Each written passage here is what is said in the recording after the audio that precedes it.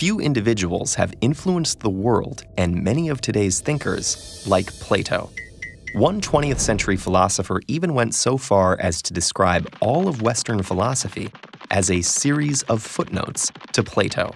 He created the first Western university and was teacher to ancient Greece's greatest minds, including Aristotle. But even one of the founders of philosophy wasn't perfect. Along with his great ideas, Plato had a few that haven't exactly stood the test of time.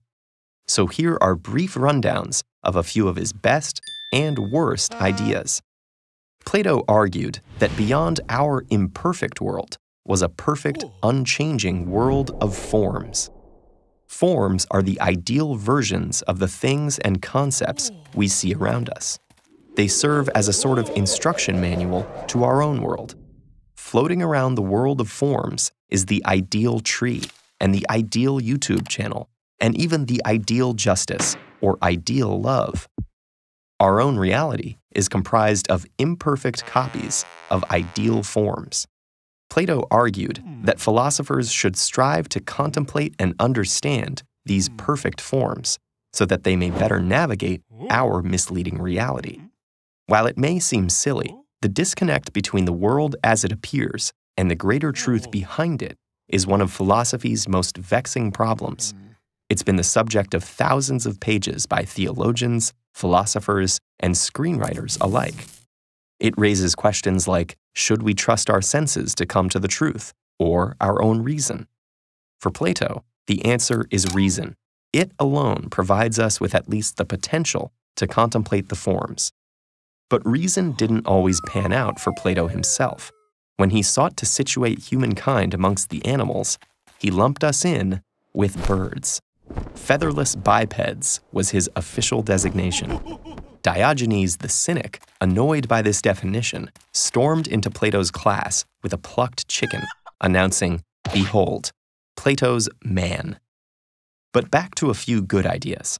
Plato is one of the earliest political theorists on record, and with Aristotle, is seen as one of the founders of political science.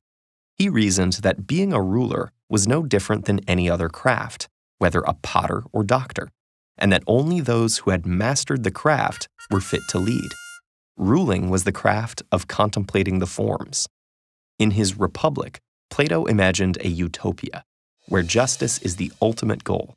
Plato's ideal city seeks a harmonious balance between its individual parts and should be led by a philosopher king.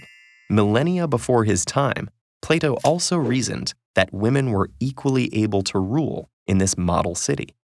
Unfortunately, Plato was inconsistent with women, elsewhere likening them to children.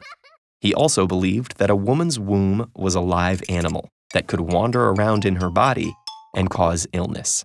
This bad idea, also espoused by other contemporaries of Plato, was sadly influential for hundreds of years in European medicine.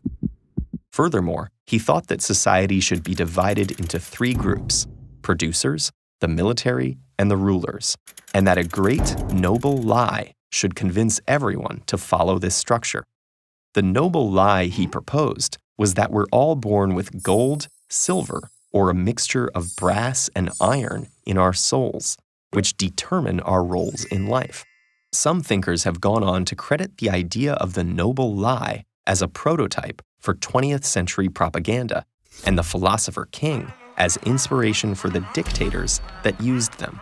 Should a few bad ideas tarnish Plato's status as one of the greatest philosophers in history? No. Plato gave the leaders and thinkers who came after him a place to start. Through the centuries, we've had the chance to test those ideas through writing and experience, and have accepted some while rejecting others. We are continuing to refine, amend, and edit his ideas, which have become foundations of the modern world.